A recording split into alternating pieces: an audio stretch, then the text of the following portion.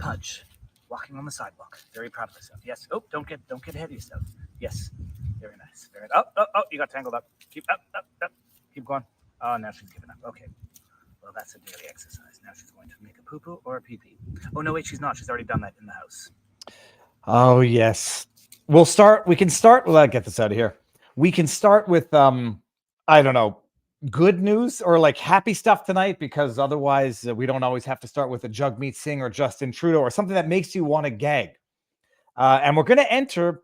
It's going to be an interesting discussion tonight because a lot of you know who Heather McDonald is. And the topic, what I have discovered after having come to the States to live here temporarily for the time being, the racial question in the United States is, it's been imported as a political wedge issue in Canada as well, despite Canada not having the same history as America to the same extent. But it's one thing that I have not yet gotten used to. Racial tensions in the United States. Seems to me, I remember a time when the racial question was not everywhere, where it was not a constant political wedge issue at all levels. And it certainly wasn't the case that everything was driven by, what is it, diversity, inclusion, and equity? Well, I'm joking. Diversity, equity, and inclusion, or EDI, IDE, whatever. Okay. Heather McDonald has written a new book called When Race Trumps Merit. And you just know that, but putting in the word Trump in the title, it's going to piss off a lot of people. So we're going to talk about that. Standard rules, everybody. You all know the rules here. These things, these wonderful highlighted comments called Rumble Rants or Super Chats on YouTube. YouTube takes 30% of those. Georgia has a Republican governor. Wouldn't he issue a pardon for Trump if he's convicted? Barnes might talk about that tonight or tomorrow. My understanding is that the governor at the state level doesn't necessarily have the same pardon rights, but I might have misunderstood something. Whatever. We'll try to get to the questions if there are any specific for Heather tonight. What else? This is going to be fun. We're going to end in about 15 minutes on YouTube and bring it over to Rumble exclusively. Let me just make sure that we are currently successfully live on Rumble. We are. And successfully live on Locals. Are we good? Because yesterday I forgot to put the link in. Yes. Good. All right. Without further ado, because both guests are here, I seem to be underdressed in our Viva Fry merch. Barnes is looking dapper. Heather is looking dapper. Here's what I'm going to do. I'm going to bring in Barnes first. Heather, I'm bringing you in 3, 2, 1. And I'm going to go to the bottom here so that if I want to pull up comments or questions, it will not interfere with you. Alrighty, this is it. We're live. Heather, thank you for coming on. I listened to over 2 podcasts with you today. And the one with Jordan Peterson is amazing, but I think we're going to get into some of the factoids discussed in there at some point tonight. Before we get into any of this, I like to just, for those who may not know who you are, 30,000-foot overview to let the public who might be seeing you now for the first time know who you are. Oh, no, you want me to say that? Well, first of all, thank you so much for having me on, David. It's an absolute honor to be with you guys. I'm a academic monkey. I had aspired always to be a professor. I could think of no greater good than being able to read books all my days and teach them. But I became disillusioned with the academic theory that I had uncritically absorbed as an undergraduate, known as deconstruction or post-structuralism. And I still sort of kept feeling like I wanted to get into academia, but as the decades passed, identity politics rose up, reared its ugly head, and destroyed any possibility of students being able to lose themselves in beauty. They were told that they should be narcissistically obsessed with their own race and identity and sexual identity and only read books that conform to those identities.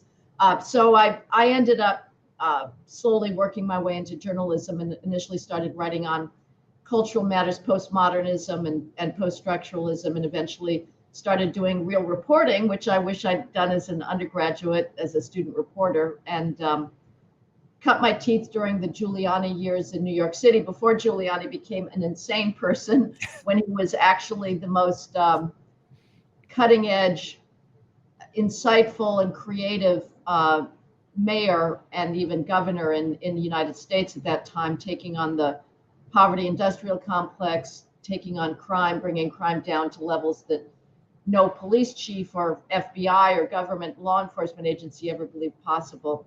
And then you mentioned the ubiquity of the race issue. I first started writing about policing in 1999 with the Amadou Diallo shooting in New York City, a tragic shooting in which a West Ghanaian immigrant was shot 41 times by NYPD undercover officers. And so I've been since then covering a whole range of issues, from law enforcement to still what's happening in academia, and certainly the wholesale war on merit that is American race politics. The how much have things changed from in terms of the perception of police abuse issues? Like, it seems like it's gone back and forth, where at times issues of police misconduct haven't been adequately addressed. Now there's almost automatic demonization if it fits a certain political profile of case. In your professional experience, how have you witnessed that shift in the court of public opinion, and particularly within academia and the media? Well, first of all, let me just say, Robert, that your coverage of the Derek Chauvin case was absolutely essential. I couldn't have understood what was going on without it. So that was really a massive public service. I would say that for the last 30, 40 years, the discourse has been almost unremittingly anti-police, with the one exception of the temporary surge of support for law enforcement after 9/11, which for many officers came as rather bitter fruit, because they had just been going through this phony idea of driving while black, which held that if the police stopped more black drivers for speeding or running red lights, the only allowable explanation was racism or so-called racial profiling. It was never allowed to be even investigated whether blacks in fact sped more, or ran red lights more. Objective tests, red light cameras tell us that those are the facts, and yet now red light cameras are deemed racist. So the era when we truly had racist policing, and certainly the history of the police, above all in the South, in maintaining the gratuitous cruelty of de jure segregation and maintaining what was in fact a white supremacist culture. Those days are well beyond us, thank heavens. Right now, policing is professional. People are going into the profession because they want to help. I've spent time in police academies.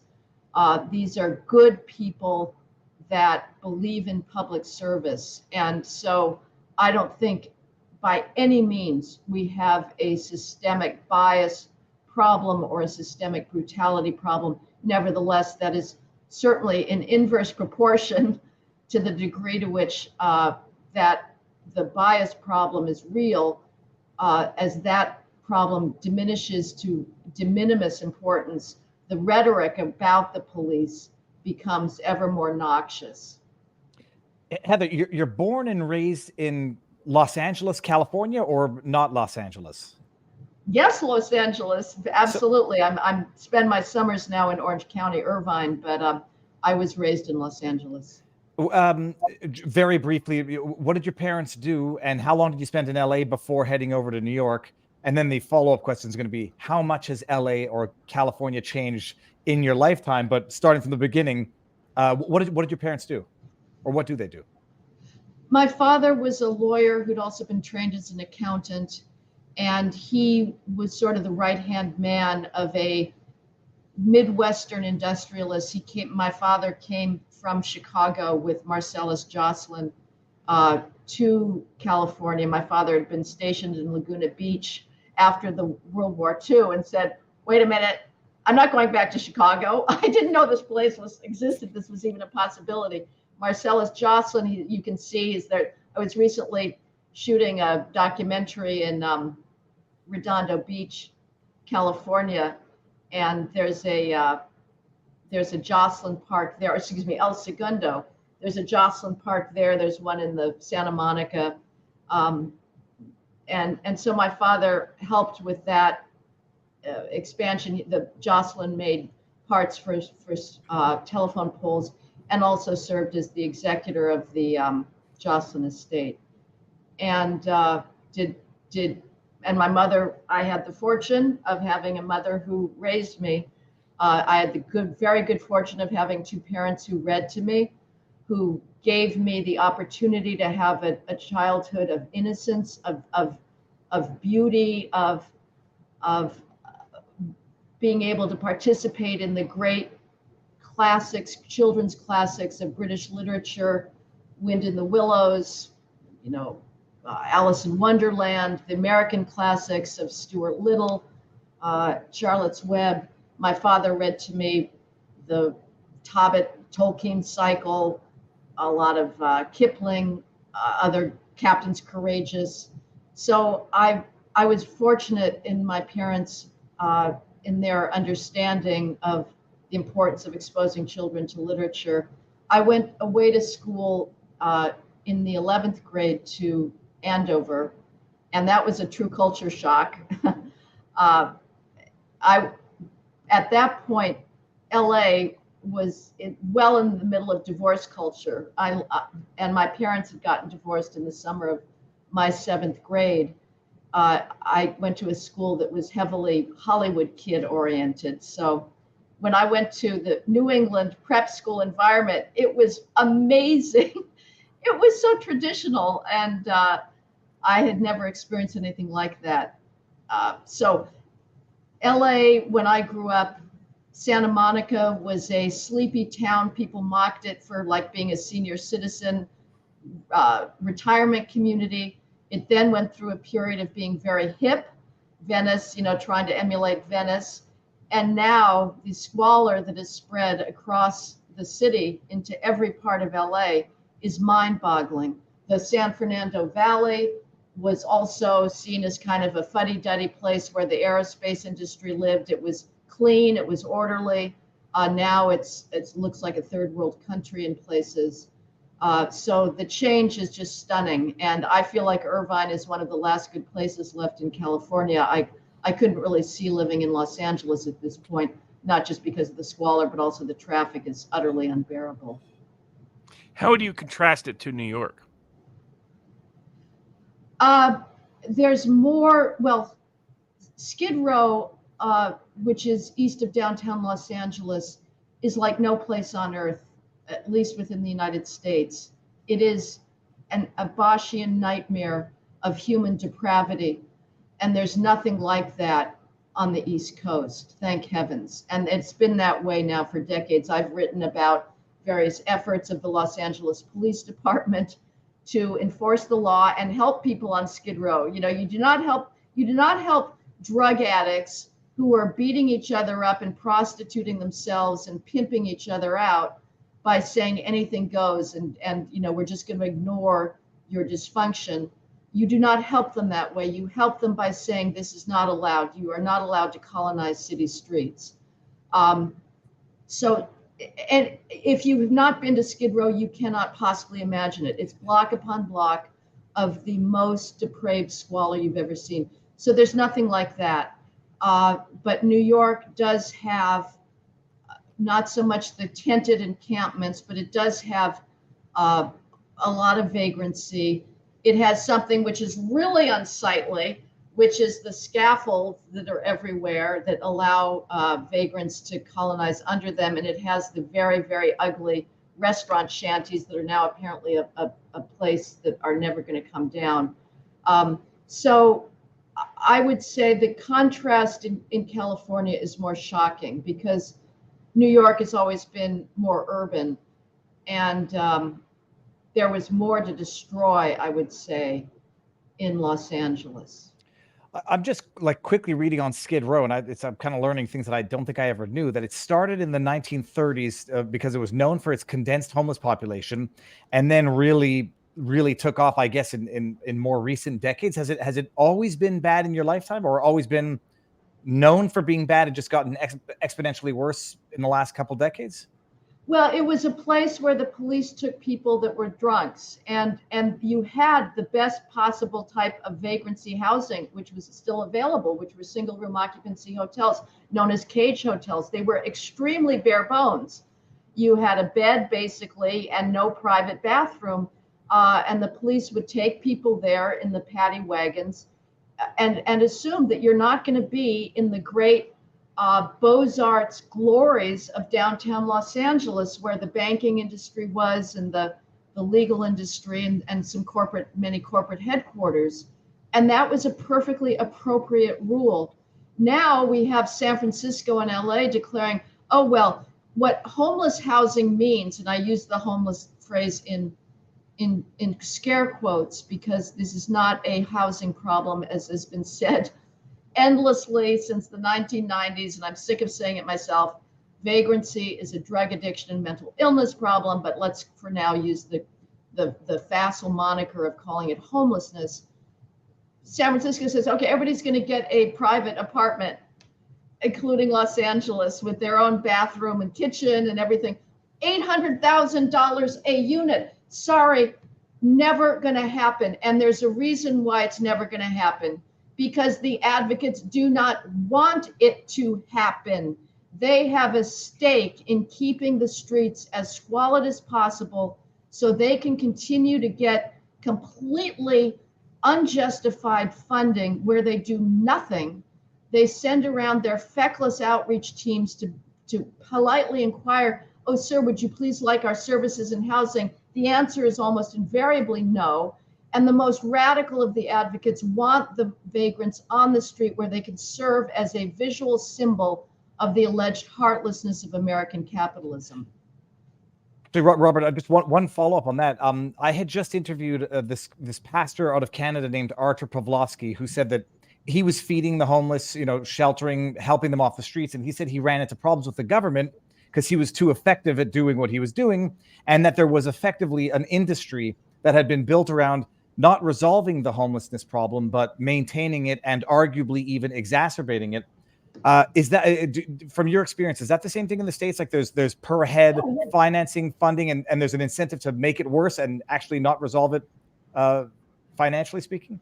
Well, yes. I mean, I'm not one for conspiracy theories, but one does have to just note the structural incentives here. You solve a problem, you don't get funding anymore. But I would say that the drive is as much ideological. It is a commitment to radical individualism only among the dysfunctional. The law-abiding members of society now are viewed as ATMs by our public policy makers. I call it the great inversion. Our public policy now has put the alleged needs and interests of the dysfunctional, the antisocial, ahead of those of the bourgeois and law-abiding, the hardworking, who just don't get any attention. We're supposed to put up with crime. Oh, no big deal. You get robbed, your car gets carjacked, just put up with it. Now, I know you weren't using words, to be absolutely held to every last word, but I would say any so-called homeless helper who's out there feeding people in the streets is an enabler. That's not the way to help them. The way to help them is first you set a rule and say, no colonization of the streets allowed. You must move on. Here is housing. I mean, in New York City, there's a constitutional right for housing. There's no excuse to allow anybody on the street. And thanks to our judges in the Ninth Circuit of the United States, out in the Western United States, there's also virtually a constitutional right to housing. So all of the services, pizza delivery to people's cardboard boxes or the soup kitchens just prolong the problem. Can you explain to people what and how you're introduced to and what led you away from deconstructionism? Away from what? Deconstructionism. Because I think a lot of people don't, I've used that term before, and about half the time people are like, oh, what are you talking about? They have not been privileged, as one might say, with that form of education. Oh man, well, it's pretty arcane. I hope your viewers are into this, but deconstruction came out of France, and it was an idea that the main exponent of it was a so-called French philosopher named Jacques Derrida, and he had a counterpart at Yale University, Paul de Man. And it was a theory that was supposedly about how language works to structure human existence and how texts work. We don't call them books anymore, novels or poems, we call them texts. And it was a philosophy that was unremittingly negative. Its basic premises or claims, and again, I'm going to say things that I don't expect any viewer to understand because they are completely counterintuitive and counterfactual. And it is to my eternal embarrassment that I ate this stuff up as an undergraduate. So some of the basic propositions are: there's no such thing as the human self. The self is just a play of language. Another proposition: because language is arbitrary, there's no natural connection between the word cat and a cat. You know, in French, it's chien. In Spanish, it's gatto. Cazza in Italian. That because language is a set of arbitrary conventions, it therefore must always break down in its meaning. That's just not true, but that was the thought, that the arbitrary sign was always distance from the signified. And most ridiculously, the thought was that literature, you may think when you read Middlemarch by George Eliot, that you are getting an unparalleled entrance into the pathos and potential tragedy of human marriage and the way that men and women can completely misunderstand each other, portray onto the other their aspirations that have nothing to do with the reality of that other person. You may think you're getting a view of the complexity of 19th century village life in Britain, the class structure, the political maneuverings. No, no, no, that is not right. You are wrong. Deconstruction tells you that what Middlemarch is really about is its own failure to mean anything. It is not about life. Literature is not about life and love and sorrow and loss and longing and eros. It is about drearily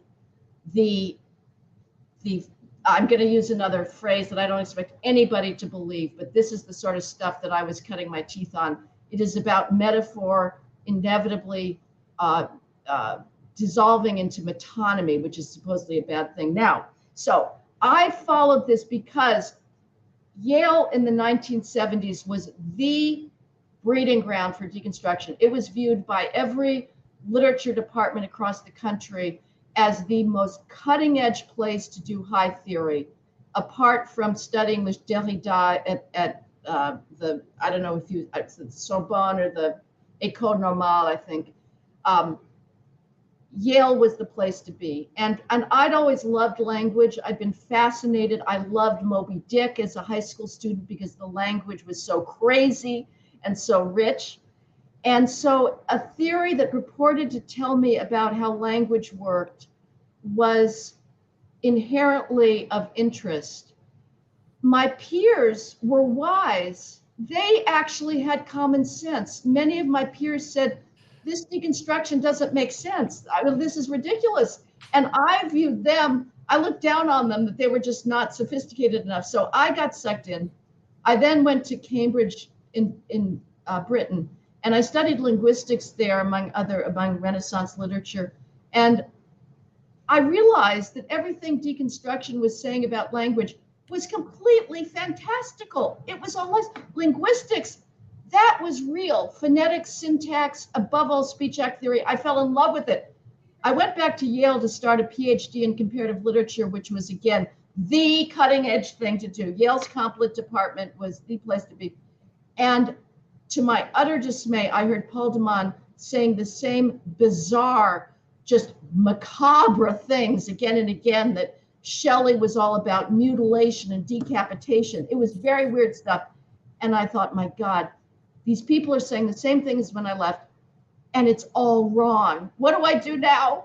Because this was all I'd ever wanted to be. So I left, and I eventually went to law school because I was still interested in high theory and legal hermeneutics. So I went to law school, not because I want to be a lawyer, but because I was interested in critical legal studies. Awful. But I eventually got straight and started realizing that reality is much more interesting than linguistic tropes, and that there was actually truth out there that, to be pursued at least, if not attained. because I'm enough of a deconstructionist that I still don't believe in objective truth. Sorry, except when I write, then I do. But as a theoretical matter, I don't. But when I'm writing about the police, I do believe that I'm telling the truth. Philosophically, I don't know. But anyway, so that was how I got out of that. Deconstructionism has to be intrinsically related to postmodernism, where they, in Yes. terms of, okay, because it sounds like an iteration of postmodernism where everything is affected by, there's no objective truths. It's all social. It's all patriarchal. And when we deconstruct it, nothing means anything. Well, yeah, I would say you're absolutely right. Post-structuralism, postmodernism, deconstruction were synonyms. But I want to make one distinction, and this is where I feel very fortunate. Even though I wasted much of my college years, I was not studying history at Yale because the Yale faculty have long since abdicated their intellectual responsibility to say, you undergraduates are idiots. You're ignoramuses. You cannot be trusted to choose your own courses. Here's what you're going to learn. We have at Yale or many other places the premier American history department in the country. You will study history. No, of course not. I was left to my own devices. Did I take history at Yale? No, I missed one of the greatest opportunities. But I was fortunate in one thing. Deconstruction was a Mandarin science and it read the classics. It was not about the patriarchy at all. We read Paul de Man and Jacques Derrida read Rousseau, they read Plato, they read Aristotle, they read Shelley, they read Wordsworth. Nobody thought to complain. I never thought to complain that I was not reading female authors. So in that sense, it was a halcyon period compared to what came later in the 80s, which was a complete reversal. I mean, it's a very ironic because high theory did mutate eventually into multiculturalism and gender studies and race studies, but whereas deconstruction denied the very existence of the self is just a play of language. Identity politics of the 1980s and beyond is just obsessively self-involved. It's all about the self. It tells students all you should be interested in is your own petty, narrow selves defined by gonads and melanin. And I'm very grateful that I at least missed that. Now, hold on. We're going to bring this over to Rumble. So everyone out there, let me just share the link to Rumble. We're going to end this on YouTube, continue on Rumble and Locals. And now it's going to start getting good because, Heather, you've segued into the next subject matter, which is going to be interesting. Leaving YouTube, come over to Rumble. The link is there. That is it now. Okay, Robert, you had a question. When did you first witness the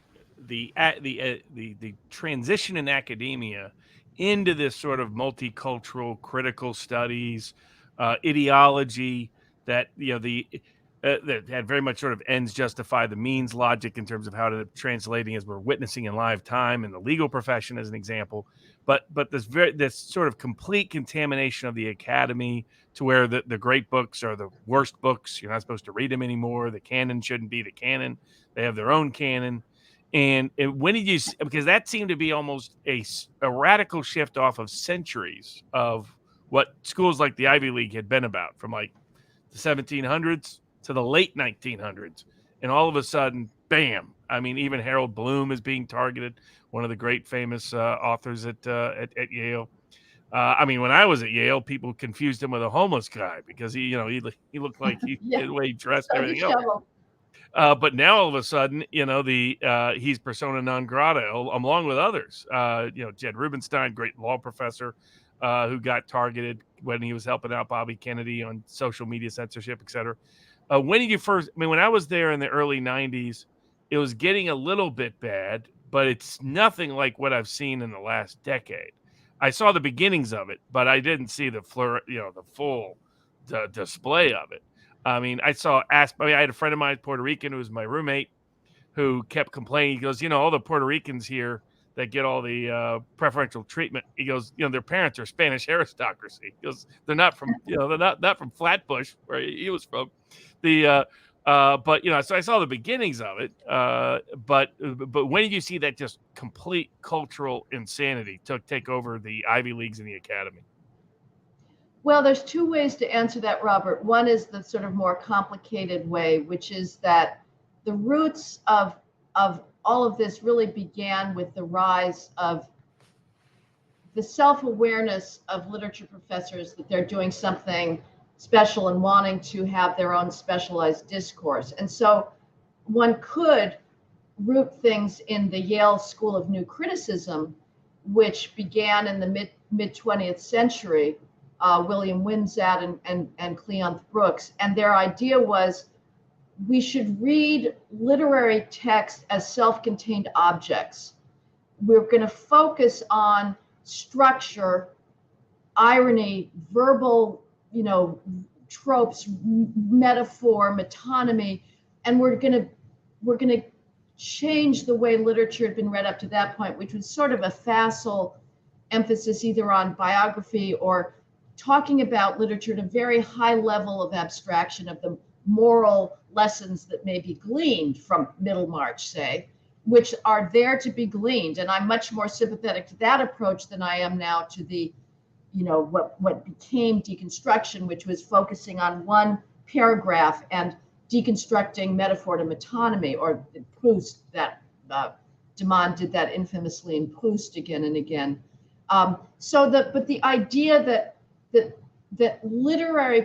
literature professors are as much about developing their own particular science of reading could be seen as the start of the loss from grace, and that it was what they should be doing is saying, my real goal here is to give students enough knowledge to understand why they should be down on their knees in gratitude before these great books, before Milton, before Max Beerbohm, before Mark Twain, Anthony Trollope, people that have an unparalleled insight into human existence and an unparalleled command of language.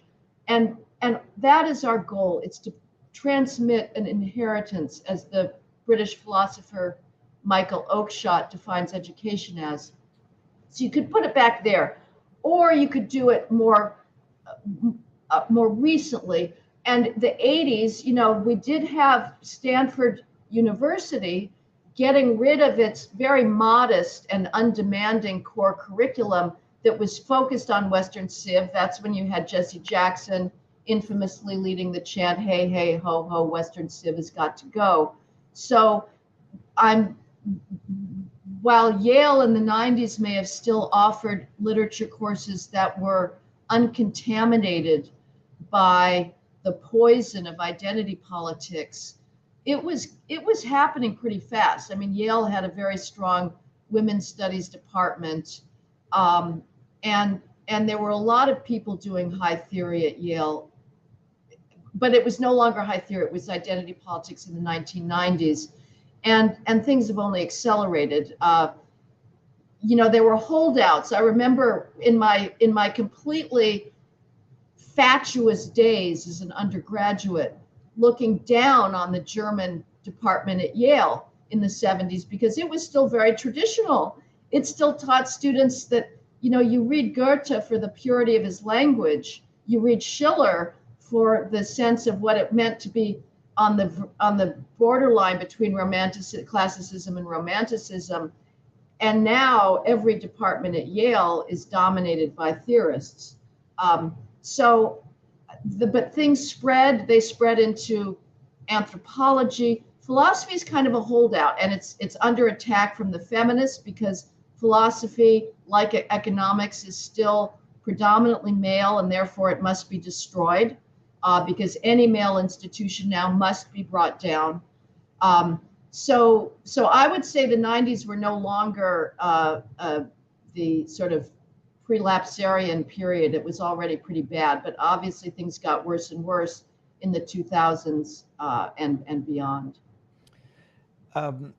Well, I get the race relations in the States. It's foreign to me, born and raised in Canada, but now I've got some experience with it. But it's an experience in the 2020s when everything literally is race and everything literally is racism. If you see color, it's racism. If you don't see color, it's racism. And I don't have the life experience in the States to know, has it always been this way? Was there a turning point I remember Rodney King, and I remember racial issues were always an issue.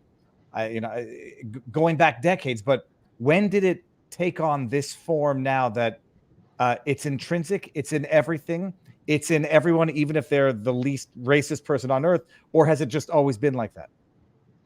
Well, you do not overstate things, David. It is absolutely everywhere at this point.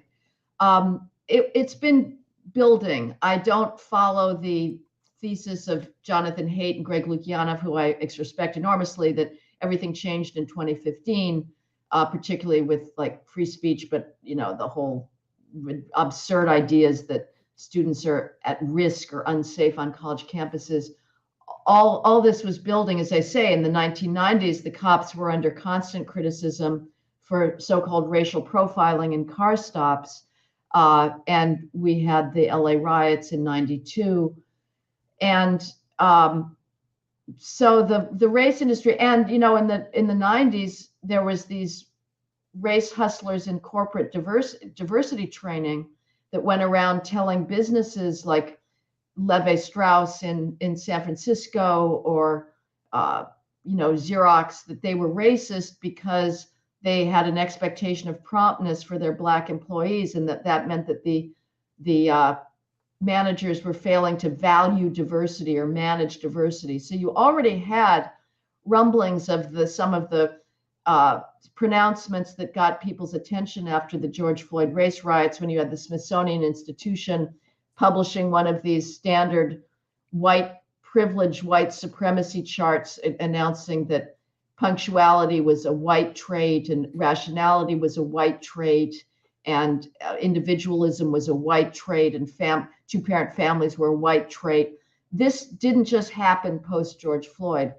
That having been said, the post George Floyd mass psychosis was exponentially worse than anything we'd seen before, when you had every single mainstream institution, banks, corporations, restaurants, symphony orchestras, opera companies, all declaring themselves systemically biased. And most hilariously, of course, and universities have been doing this for a long time, you had university presidents, not just Christopher Eisgruber at Princeton or Peter Salovey at Yale, but it was at Dartmouth, it was at Middlebury, it was Amherst, everywhere, all saying, oh, woe is me, we're so racist, when in fact, every faculty search at every campus today is all about trying to find even remotely qualified Blacks and females to hire.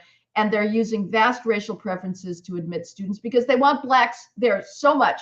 But at the same time, we're all supposed to believe they're racist. And that's true of every American institution as well. There's not a single business today in the mainstream, large corporations and medium-sized corporations that is also not twisting itself into knots to hire and promote as many Blacks as possible. If you're a straight white male today, you are absolutely at the bottom of the totem pole. You are not getting into medical school. You're not getting your first choices into medical school. You're being waitlisted at your first choices of law school, even if you have near perfect MCATs or LSATs. The reality today is the opposite of what American history was, tragically, for centuries. It was white privilege. The reality today is Black privilege. Actually, just to flesh out one thing, when I do not believe in institutionalized racism, and give me as much flack as I want, people want for that. There may be like relics of country club stuff where they didn't want, Jews any more than they wanted Black. There might be that type of childish stuff. I think it's absolutely false that there's institutionalized racism or institutional racism until I hear things like, I'm trying to pull up the chart of white privilege, signs of white privilege. When I hear people say like punctuality is white supremacy, logic is white supremacy, then I tend to believe that these people are actually racist who are saying it, to think that these otherwise normal, predictable, positive attributes are somehow indicative of whiteness and not of Blackness. Then I tend to think maybe there is institutionalized racism. It just happens to be in the people complaining about it. But right. I don't have the experience that you've had. Am I wrong? Yeah, I mean, obviously you're redefining it, but yes, one could absolutely argue that we keep on lowering our standards and having very low expectations for Blacks, and that's not a way to close the academic skills gap. The big fallacy of our society today, and the one that is why I wrote this book, and that it scares the heck out of me, is that any racial disparity today is per se evidence of racism. And therefore, if there is an institution that does not have 13% blacks, if it's meritocratic, or it has an overrepresentation of blacks, if it's a criminal justice institution, those institutions must be torn down. Their standards must be changed. In the case of meritocratic institutions, their standards must be lowered. And in the case of the criminal justice system, we have to throw out the enforcement of criminal law because it will have a disparate impact on black criminals. And what we're not allowed to talk about in this country is the reason for those racial disparities is not discrimination. The opposite is the case. As I say, every institution is trying to find as many blacks as possible to hire and promote. The reason is the academic skills gap on the one hand and the crime commission gap on the other. And I'm going to have to break a racial taboo and racial etiquette here to give your viewers a sense of what I'm talking about, because these are facts that have been kept carefully off stage so that the only thing that people see is racial disparities. Therefore, it must be racism. Here's the facts. Here's the facts that mean you can have diversity or you could have meritocracy. At present, you cannot have both. 66% of all black 12th graders do not possess even partial mastery of basic 12th grade math skills defined as being able to do arithmetic or read a graph. 6% are proficient in 12th grade math, and the number of 12th grade black students who are advanced in math is too small to show up statistically. The picture is not much better in reading. 50% of black 12th graders do not possess even partial mastery of basic 12th grade reading skills. So that means if you're Google's AI lab and you're expecting that absent your own racism, you're going to have 13% black artificial intelligence researchers or nanophysicists, it's not possible. They're not in the pipeline. And for criminal law, the fact of the matter is we've all seen these videos, but we're not allowed to notice that the people that are engaged in the mass looting and the mass assaults and the flash mobs, they're overwhelmingly black. And the victims are also overwhelmingly black. But we have decided to give up on closing that gap through high expectations. And yes, I think what's happened is the elites are terrified that after decades of trying to close those gaps, nothing much has changed. They're terrified that the gaps will not close. And so they are proleptically putting out there the only allowable explanation being racism, because they don't want to touch even culture as an explanation for those gaps. And they sure as hell are not going to go anywhere near any question of heritability.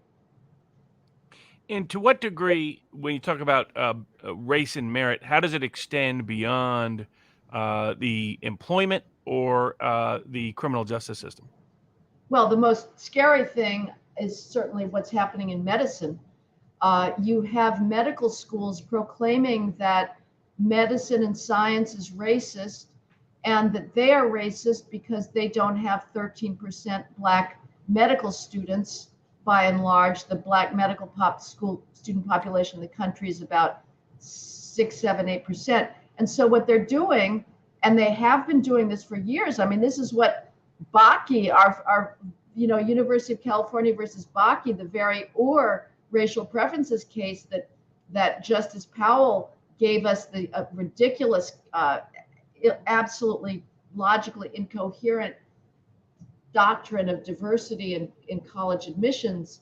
All the way back in the 70s, UC Davis Medical School was admitting black students based on quotas that had vastly different academic skills than the non-preferred students. And Bakke sued and was told, well, sorry, in general, the medical schools are allowed to do this in the name of student diversity. So right now you have medical students being admitted to medical schools that are black who would be automatically rejected on the basis of their MCAT scores, which are the medical college admissions tests, the counterpart of SATs for medical schools, that would be automatically rejected if white or Asian. Some schools are saying to Black students, you don't even have to submit MCAT scores, because if they were to have a single standard for medical admissions, there would be very, very, very few Black students who would qualify, because again, let's go back to the academic skills gap. It never closes.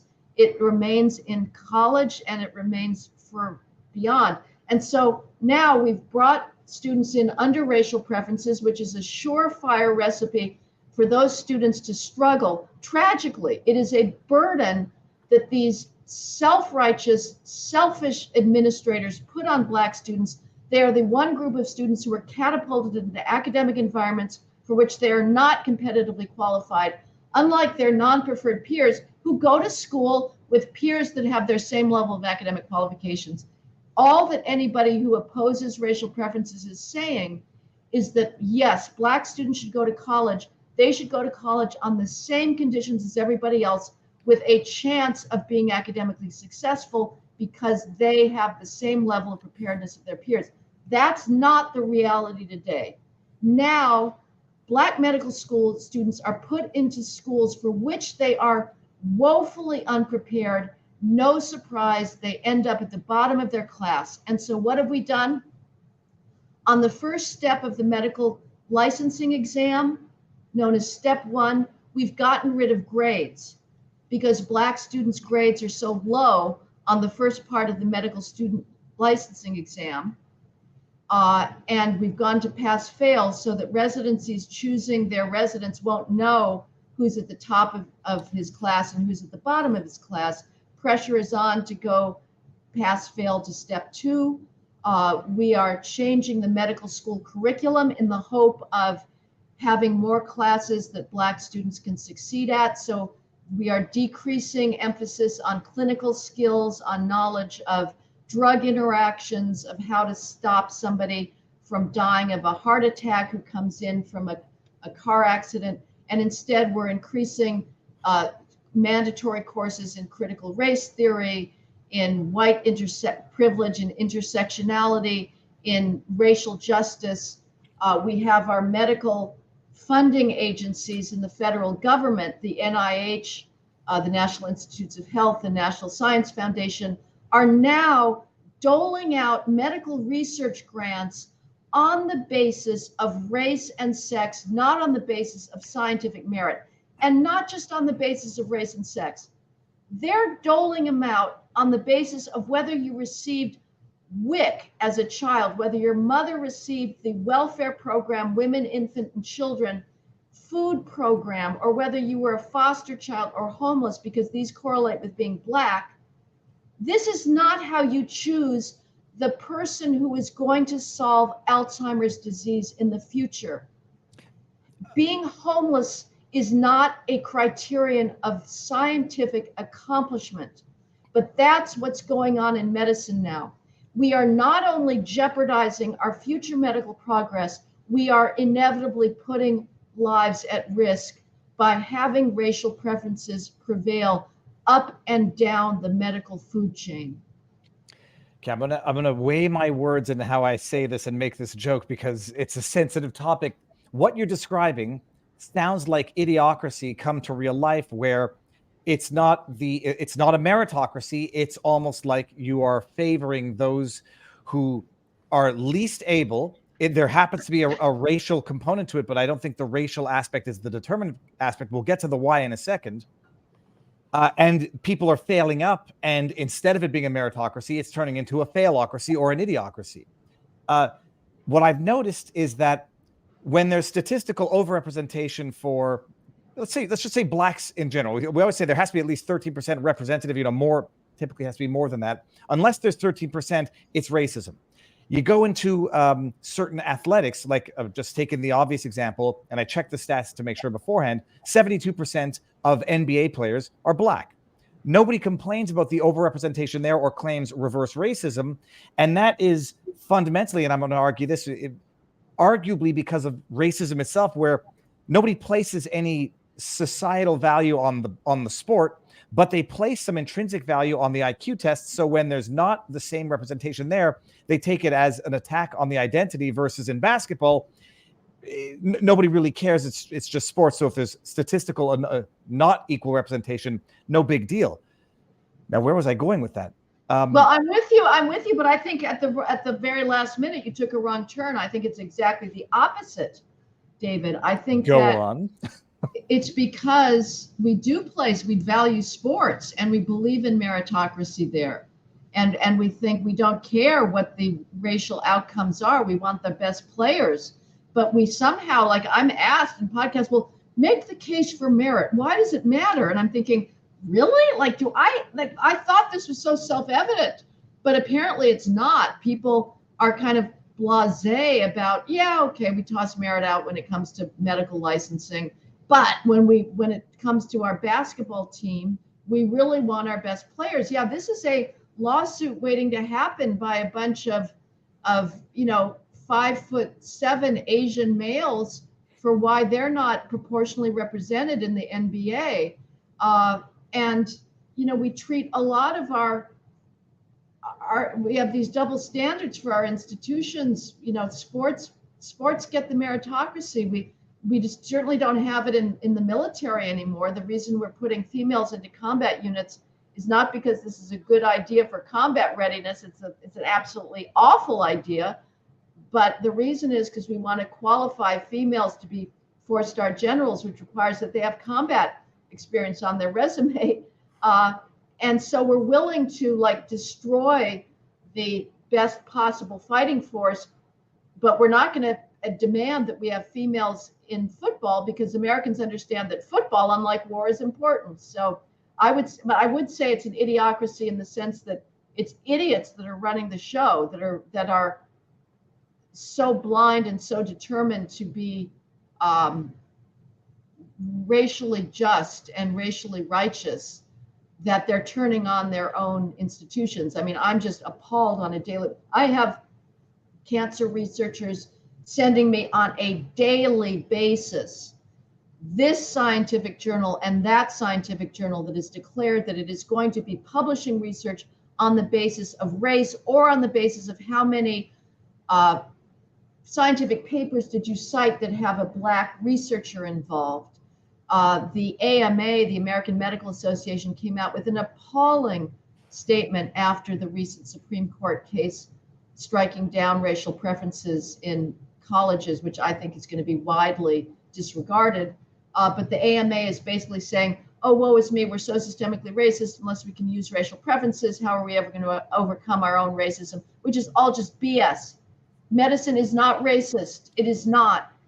The people there just want to create betterment for human existence, for all humans, and the people who benefit most from medical breakthroughs are the poor. How much does this open the door to kind of a political-based favoritism and allowing the incompetent to be in positions of power? Because once you get away from merit, in other words, that racism is a useful tool to attack meritocracy. But what if the ultimate objective, at least in part or result, is you destroy meritocracy and you allow the politically connected, the people with the right political beliefs?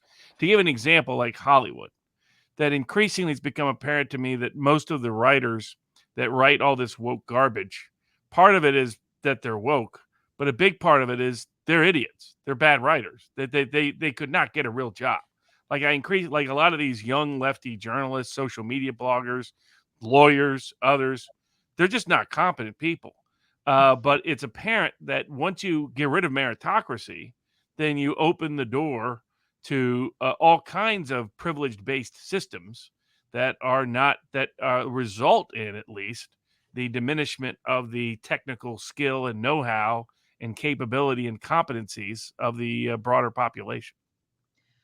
Well, that there's you may be right there. I mean, certainly all of the huge consulting industry, like these DEI bureaucrats who are often white females, the whole thing is such a charade. There is no DEI competency. There is nothing. these degrees that people get now in, educational management policy and diversity, creativity, it's all BS. It's unbelievable. These people are utter charlatans. And so, yes, it does allow these white females to come in, but I would say really the main reason for DEI bureaucracies, besides keeping going the myth that without institutional allies, a phrase that just makes you want to throw up, minority students and females will just be like at risk of their lives on a college campus. That keeps that going. But yes, it does allow mediocrity. But I would say it's still heavily tied to the preferred characteristics of race and sex. I don't think if you're an otherwise non-intersectional, crummy white male, you're going to benefit as much as other people will from the attack on meritocracy. It seems like the primary beneficiaries in many respects has been white liberal women. That is disproportionately in the academic bureaucracy, that disproportionately in the human resources, the advertising, the marketing departments pushing a lot of this agenda, that they're doing it in the name of promoting or protecting minority men, but and minority women, but that overwhelmingly it seems like a lot of upper middle class white women. At least that's my. Is that just my impression, or is there some truth to that? No, it's true. I mean, I would say that they're probably promoting as many Blacks as they can possibly justify, but there's just a lot more, obviously, white women. But yeah, there's definitely a huge component of the diversity trainers and, personified by Robin DiAngelo, that goes around lecturing other whites and about their white privilege and telling about their own journeys, confronting their own racism. So yeah, it benefits them as well. But the real, as I say, the real threat here is the tearing down of standards because of the racial skills gap. That's what worries me, and I'm just not going to stay silent any longer about it, because we are tearing down both things that really matter to the very possibility of life, staying healthy, but also great traditions of literature and art and music are also coming down under this phony racism crusade. And certainly the criminal justice system has been completely decimated. All of the gains of the 1990s that spread from New York City nationally through the colorblind constitutional enforcement of criminal laws and of misdemeanor laws, it's all out the window now. I mean, the anarchy that is spreading in urban areas is just stunning. Well, this is going to be the question. I mean, this is the toughest question to answer because it requires addressing the uncomfortable potential statistical reality. You talk about academic discrepancies, and then the question is going to be, if we have the audacity to recognize that on statistical averages they exist, what is the cause? If you recognize the statistical realities of criminality without changing the definitions, without overhauling the system, so that in order to bring down what might be statistical overrepresentation of the Black community as relates to certain types of crimes, change the law so that the numbers go down. But if you address it and you acknowledge it's a reality, then the question is going to be, why is it the case? People are going to say it necessarily has to be race and nothing else, which I think is a racist response, because there could be a whole slew of other non-racially based reasons that might be cultural, that might be other. What is going to be, what is the cause if and when people have the courage and the political wherewithal to say, fine, we acknowledge this uncomfortable reality. Now, what's the cause of it and how do we solve it? Well, first of all, I just want to conceptually distinguish those two questions. I'm very happy to get into causes. I would just say that as the sort of the frontline issue is rebutting the racism argument and saying, no, there are better explanations for those racial disparities. Let's at least acknowledge that. But the question then inevitably arises, and people then say, well, then they're going to say, well, it's still racism because of the disparities are themselves proof of racism. I think that the culture explanation is very powerful. It gets you a lot of the way there. you know, America's history is very tragic. In the 30s and 40s and 50s, you saw Blacks living up to middle class expectations and trying to integrate themselves into American society, and they got beaten back and beaten back and beaten back. I mean, the pictures of the students, you know, James Meredith wearing a suit and tie, and the students in the bus boycott and the you know, Montgomery, the lunch counter boycott. Just, we should all look so polite and well put together today. It's absolutely tragic. But in the 60s, with segregation coming down and the expectation of integration, for various reasons, you had instead the rise of an oppositional culture that did not say, you know, we're going to compete and we're going to abide by these bourgeois norms. Instead, you got the rise of the whole anti-acting white idea, which was that to emulate whites in academic achievement. Let me just say that was not the case. You know, the one good thing about the Nation of Islam is they certainly did stress self-control, deferred gratification, leading godly lives as you know, as they saw Allah dictating. But by and large, you had more and more the sense that Blacks were going to set themselves apart and thumb their nose at bourgeois norms of accomplishment.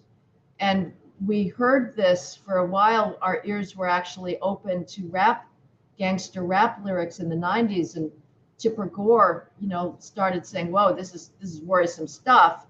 The misogyny, the glorification of cop killing, of violence, homophobia, of theft, crime, that became sort of the paradigmatic Black culture. And now, I mean, there obviously are many, and obviously for both crime and academic achievement, the breakdown of the Black families is cataclysmic. You cannot have a civilization that will be stable, that knows how to civilize males, with a 71% illegitimacy rate, which is what it is now in the Black community. The white illegitimacy rate overall is about, I think, 26%, and the national average is about 44-45%, I think. But 71% is cataclysmic. Remember that when Daniel Patrick Moynihan wrote his very prescient warning that civil rights progress was going to come to a halt, and because Black males were not going to be civilized if the Black family continued to fall apart. When Moynihan wrote that report for Richard Nixon, the Black out of wedlock birth rate was 23%.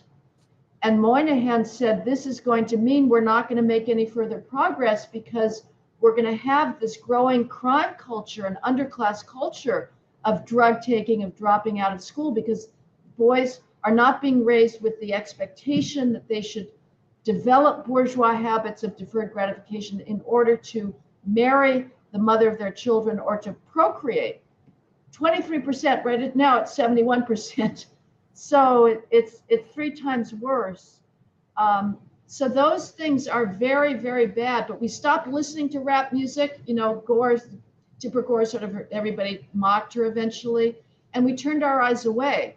And now, and in the 90s, you know, you had Black sociologists like Orlando Patterson talking about inner city culture and the street people and the good people. You could talk about that, and now it's completely taboo. You may not talk about any self-defeating behaviors of Blacks. The fact is, the parents are not, to the degree they should be, monitoring their children's attendance. Elijah Anderson, another Black sociologist who was exploring inner city culture in the 90s and early 2000s. Again, he could not do what he did then today. But the idea that there's a culture of academic achievement in the inner city is just not true. at this point, there needs to be, the culture has to heal itself. Yes, the wider culture can continue its favored educational changes, whether it's vouchers and school choice and charter schools for the right, or more school funding for the left. I have to say, for the latter, that's a complete crock. Many Title I schools have much higher per capita funding than suburban schools, and it doesn't matter because the students are not being encouraged by their parents to study the hell off their asses like Asian students are. And for the crime problem, it's the same thing. You have a culture that glorifies violence. You have parents. I mean, I've gone to a lot of prisons and talked to prisoners, and they will say, I didn't have my father, and that's a problem. There's an acknowledgement of that, but nobody quite knows how to solve the family breakdown problem. One more, Robert, actually, a direct continuation of this. In your podcast with Jordan Peterson, some statistics or facts that I was unaware of it are mind-blowing, that children born to single parents, the girls go through period on average a year earlier, something along those lines, and the telomeres in the boys the length is affected such that their lifespan is affected, which is fascinating. And then if you want to, you get to the very difficult question of IQ tests, and as much as anybody believes that they're valuable, and RFK Jr. in his announcement speech was noting that there are cases where dumps were deliberately dumping materials in black neighborhoods because it was easy to do it there, and that had an impact on the IQs of children. And so one can sort of imagine that there is still a systemic racist explanation for what might be these statistical facts, in as much as people could just bite the bullet and acknowledge them. And then going to the hip hop thing, I agree with that, and it's a phenomenon that we've seen for a long time. Then the only question is, there's a culture that has been promoted, that has been monetized, of the rap culture, of the violence and glorifying violence, etc. Then the only problem is who is glorifying that and who is making money off of it. And you can look to Hollywood, and you can look to talent managers. So you might be able to actually see something of the racial interplay once you can acknowledge the hard statistics and the hard facts about this, and then maybe get to a solution on it. That's all I wanted to say on that, actually. Sorry, but Heather, yeah, I don't. This sort of environmental racism, I don't think that's a very powerful explanation for the skills gap or the enduring IQ gap. I mean, it's been around for a very long time. Steven Pinker has done a good rebuttal of the idea that lead poisoning is the explanation for black crime. I don't think that's really the case. But I do think that there is a heck of a lot more that can be done without tiptoeing up to the question of heritability just on the culture front alone. And it's up to the mainstream society to stop caving into demands to lower standards, but it's also up to Black leaders to stop demanding that standards be lowered on their behalf. The message has to be sent: meet the standards. Instead, we've had these disparate impact lawsuits for decades now, ever since Griggs v. Duke Power, that said that if a colorblind neutral test that is being administered by an employer without any intention to discriminate nevertheless has a disparate impact on Blacks because their academic skills are so low, we'll get rid of the test. And so you have firefighter exams being torn down because they ask for reading levels so that firefighters can understand the chemical instructions on their firefighting materials. We have police hiring exams being thrown out because Blacks can't do well on the reading component, on the cognitive skills component. Therefore, they're not going to be able to handle the patrol guide as well. And most amazingly, we're throwing out teachers' licensing exams. We just had the news here in New York City. The city's going to pay out like $1 billion in damages to Black teacher applicants who failed the teacher's test numerous times on the assumption that the very fact that they failed means it was a racist test. I can guarantee you that was not a racist test. any racist questions, this conceit that there's all these standardized tests that are asking people about boat regattas, or what you do when you're summering on Martha's Vineyard. Those questions, if they ever existed, have been extirpated from these exams for decades. The teachers' licensing exams are asking the most basic questions in order to make sure that teachers actually can do math. And I mean, I've seen pictures of billboards. It's appalling. The teachers can't spell, they can't do arithmetic, and yet we want to lower the standards further. And that has got to not be, we've got to stop that being the reflex of, if blacks aren't meeting a standard, we're going to lower the standard, we're going to throw out the standard. Instead, the reflex has to be, we're going to study our ass off and we're going to beat you at your own game, which is what Jews did and what Asians have done. As we wrap up, I was going to ask where people can get your books and your texts and find your other information. But before that answer, a lot of these bad ideas about getting rid of standards as a basis of valuation and access to various positions of influence and success derive from the universities. If our universities aren't really serving a positive or productive purpose, should we reconsider funding them to the degree we do? Yes, not just funding them. We've got to get rid of this idea that everybody has to go to a university. Based on that idea, we create these phony majors. Nothing makes me weep more than the marketing major. Are you kidding me? If you want to do marketing, go start working for a corporation. That is not what university education should be about. University education, again, is about passing on an inheritance. It should be filling your empty head with as much knowledge of greatness as you can cram in there for the mere 4 years that are available to you. And I don't care if we should have a college population that is 1/10 the size. College is not, above all, just a vocational school. We should have vocational schools. And it is really, I mean, we have a vicious cycle now where academia is disproportionately female. Females are anti-rational. I'm going to say it. I have no apology. COVID was the supreme female hysteria. We jettisoned cost-benefit analysis. We jettisoned rational risk evaluation. We jettisoned the free market in favor of government mandates, of hysterical ideas of threat. And that personifies the female. It got poor James Damore in trouble at Google when he said that females score higher on the psychological trait of neuroticism, something that the big 5 psychology traits have known for decades. It's uncontroversial. Damore said it. He got fired from Google for bringing this up. But the university now is increasingly a place by, for, and of females.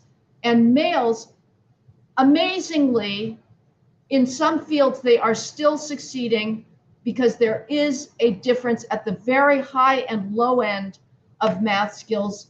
Males predominate among math dummies, and they predominate among math geniuses. This also got Lawrence Summers booted eventually out of Harvard for raising this as a possibility. But the university now is female-centric, and that is not a good place to be. Males, many more males, should be told that working with your hands, figuring out engines, tinkering, learning how to fix things, being an air conditioning mechanic, fixing telephone poles, these are noble activities. And you don't have to get some BS degree in marketing or management in order to have a productive life. Well, now that you mentioned the COVID response, actually, that would be one of the examples where anyone wants to argue systemic or institutionalized racism. That might be the place, but it's always coming from the Gavin Newsoms, from the Whitmers, from the Justin Trudeau, where shut down schools, send kids home, and it's going to disparately impact the ones that are coming from broken homes, fatherless families, inner city, more impoverished schools. And I think Bill Gates recently recognized, it's going to set back a generation of inner city kids in California compared to their private school counterparts. Yep. Canada implementing the COVID vaccine or mandating it when, you know, people who don't necessarily want to take it happen to be disparately Black, Latino, Native American, Native Canadian. That's where I can see the arguments for the institutionalized racism. It just happens to be the people screaming about it that are the ones guilty of it. But there was one question in the Rumble here from Touch the Riot. Says, has you, Heather, ever pointed out the Trophim I know this guy's Lysenko dating of the medical school, and how do they respond? So what's the Lysenkoism theory again? Well, Lysenko was a Soviet agronomist who said that there was the inheritance of acquired characteristics, because that was a theory that comported with Soviet Marxist propaganda, that if you were going to create the new revolutionary worker of the future, you had to be able to, you know, propagandize, browbeat a worker today, and he has to pass those traits on to his children. And so that resulted in Soviet famine. You had science being politicized. And what we have now is science being politicized. We have phony explanations for racial disparities in health, which is racism. No, the explanations for racial disparities in health are behavioral. Higher rates of obesity. That's why Blacks had a higher COVID death rate. It was not because their doctors were racist. And in fact, we had, again, the reverse racism. We had initially vaccines and medicines being distributed on the basis of race, i.e., if you're white and elderly, you're last in line. So the politicization of science does not end well. And that's what we're seeing here. And as far as the COVID skills gap, it's very, very scary, David. The skills and crime gap in the United States is what is driving the perversion of our meritocratic institutions. It's behind everything. And because of the COVID school lockdowns, it has gotten worse. And that means it's going to be harder to overcome our racial divisions. The next generation, it's going to be worse. And this is a very scary thing. And yes, we have our phony scientist policymakers to blame for this, that, as I say, junked rationality in favor of safetyism. I used to go nuts at the moniker, the admonition, stay safe. There's no more civilization killing admonition than stay safe. Here's what we should have been telling each other: stay brave, stay smart, stay intelligent, stay courageous, but stay safe is not a way a civilization advances. All right. So where can people find your book? And I know we went a little bit over what we expected, but thanks for that. But where can people find your book and other places where they can follow your research and writing and work? Well, the book is just usual. You know, you either go to a bookstore and you ask, or you go on the web, and if you use Amazon or other things, it's there too. So just Google me in the book. And I have a Twitter account. I actually don't run it, but it is the best source of sort of whatever I'm doing next, or my writing. Things that I write tend to be posted there. I do. I mean, the Manhattan Institute has a website with, I think it's fairly comprehensive, but generally, I think just Googling me and maybe Twitter is the easiest way, and certainly the book is easy to get. I've blasted out the Amazon affiliate link to your book. And let me just ask you this: is there a white pill at the end of the book, or is it not an optimistic? Is there an optimistic ending to the book? Well, that's always the requirement, you know. Being so means that I have to overcome my fierce constitutional predilection towards pessimism. But I would say I'm surprised at some of the creativity that our politicians are showing us, like Ron DeSantis in Florida. He's doing things to beat back the racial preference regime that I never thought of. So that's impressive. And getting rid of the DEI bureaucracy of racial preferences, that's a good thing. And some parents are saying you're not going to kick us out of our children's lives. That's a good thing.